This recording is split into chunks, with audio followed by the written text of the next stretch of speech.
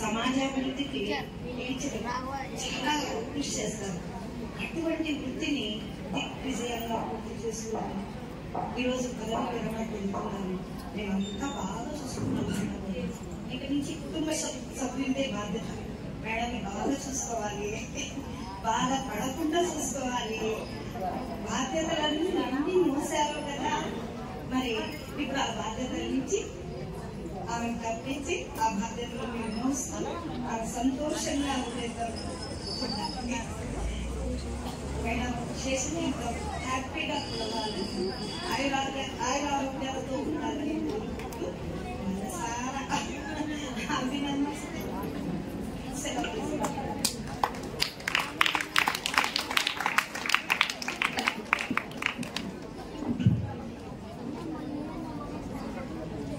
madam గారి